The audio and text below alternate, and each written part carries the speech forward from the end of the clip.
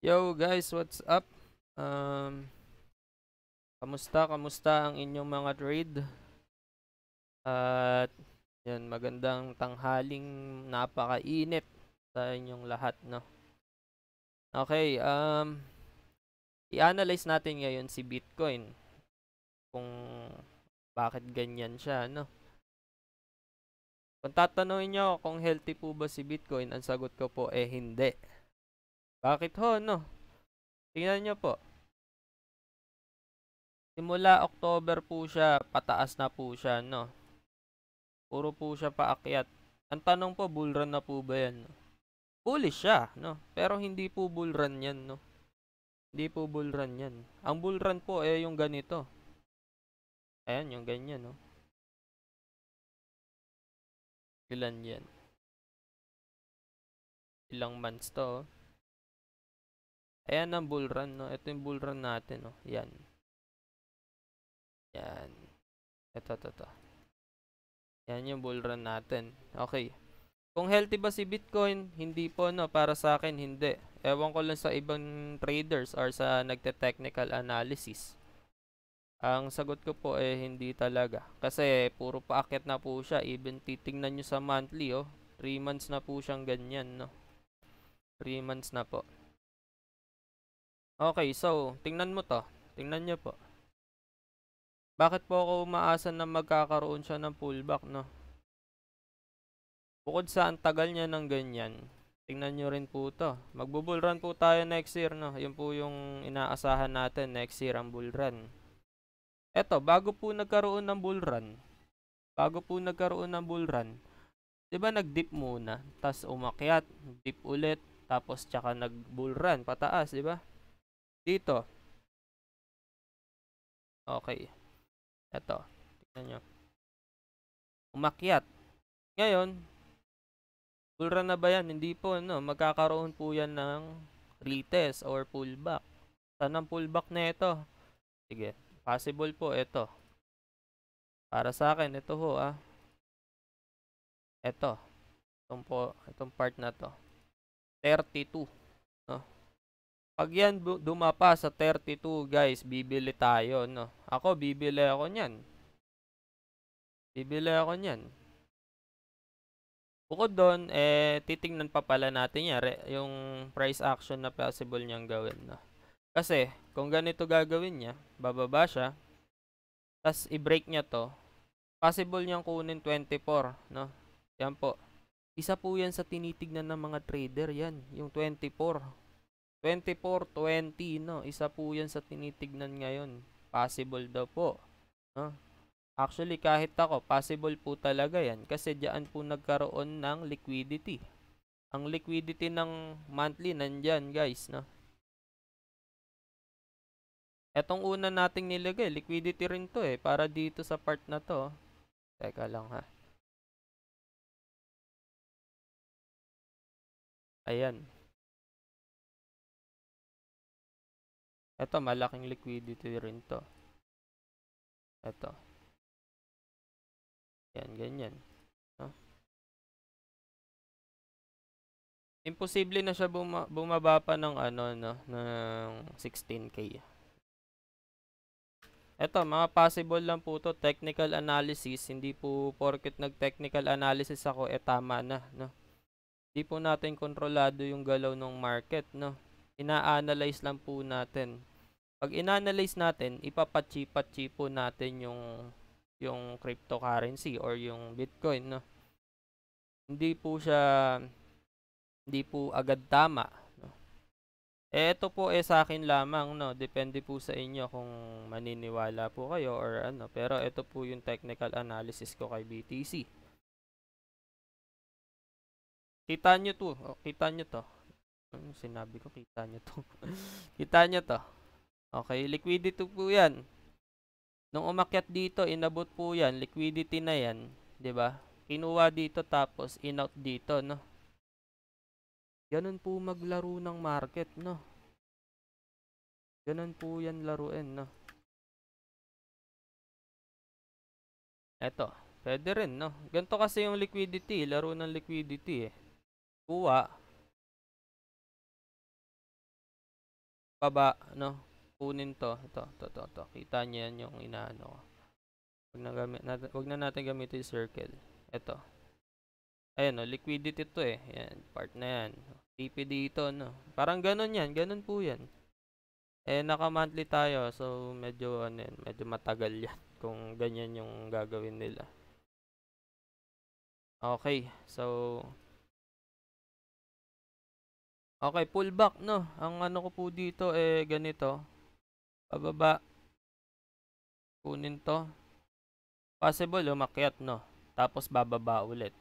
Retest, tas aakyat. Tsaka dun magkakaroon ng bull run. Tayo nakaman. Weekly nga natin para mas ano.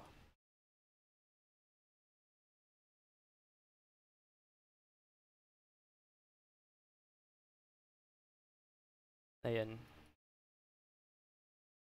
Ayan, ganyan. Malinaw, di ba? Pababa. Pullback, no? Pullback dito. Possible niya, ito lang yung i-ano niya eh. I-pullback niya eh. Itong part na to. 37. Possible yan. Pwede niyang gawin dyan, pagka pullback, re-retest. Pag nabasag, baba pa yan. Possible na ito, yung 31, no? Tapos biglang aakyat yan. Nandyan yung mga market maker, guys. Pag tinignan nyo yung book order dyan, no? Nandyan sila nakapwesto. Ngayon, pag nahit yan ng presyo, haangat ngayon yan. Malaking up yan, guys. Sinasabi ko po sa mga nakakilala sa akin, no? Bago po magkaroon ng expansion, lagi po nagkakaroon ng consolidation, no? Ano ba yung consolidation, no? Ganito po.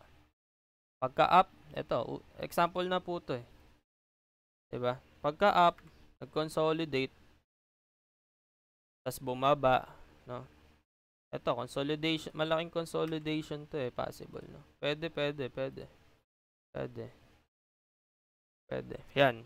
Malaking consolidation yan. Ganyan yung magiging action, no?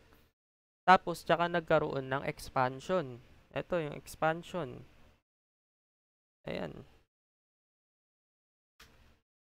Ganon din po yung yung possible na mangyari dito sa kung nasan tayo ngayon, yung presyo, no? Kung nasan yung presyo natin ngayon. Magre-ranging yan, consolidate. Medyo matagal-tagal. Possible nga talaga siya, no? Na 24. Actually, maraming trader nagsasabi na ito. 24. Let's see, no? 24. Kasi magko-consolidate yan. Di naman yan agad-agad babalik dito sa current price niya, no?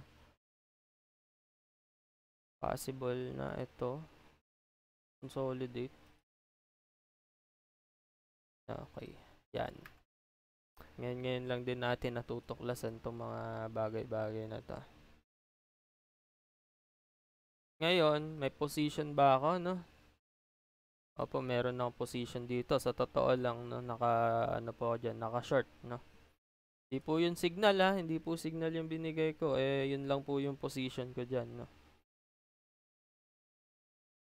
And, accounted ko naman yung risk ko, no? Manage your risk, guys, no? Compute your position size para makuha nyo yung tamang risk nyo, no? Okay, ito lang naman yung update natin kay BTC ngayon. Hindi ako sa kanya. Hindi po ako bullish sa kanya, no. Duda po ako na umangat pa to or gumawa pa ng bagong weekly high, no. Tingnan nga natin yung daily. Tingnan natin ang daily. Kapag natin yung ating itong mabangis.